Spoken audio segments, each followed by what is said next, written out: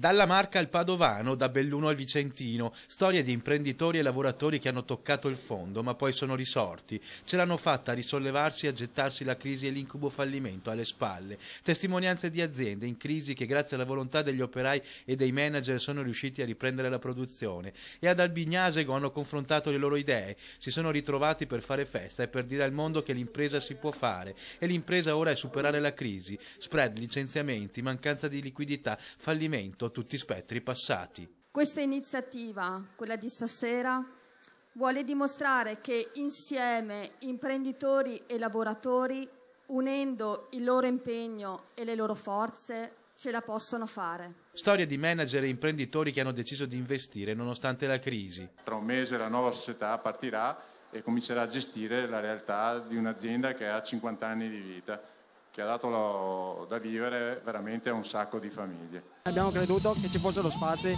per continuare a fare quello che facevamo perché pensiamo di saperlo fare bene e quindi siamo ripartiti con questa nuova impresa che si chiama Galilei Refrigerazione. Dipendenti che si sono rimboccati le maniche e hanno costituito una cooperativa. Ci siamo guardati negli occhi e abbiamo pensato perché non ci proviamo noi, visto che la maggior parte delle persone lavorava da 25-30 anni là e abbiamo provato. Noi ci abbiamo creduto dal primo minuto praticamente sulla realtà della nostra fabbrica, perché essendo che ci lavoriamo dentro la fabbrica sappiamo che la fabbrica ha dei potenziali. Racconti di persone che hanno cambiato la loro vita, uomini che non hanno mai perso la speranza nel futuro. Il consiglio è non gettare mai la spugna e prendere, affrontare i problemi, cercare di risolverli, sono problemi difficili. L'incontro di questa sera, la serata di questa sera vuole dimostrare nei fatti che non si è soli e che insieme si può.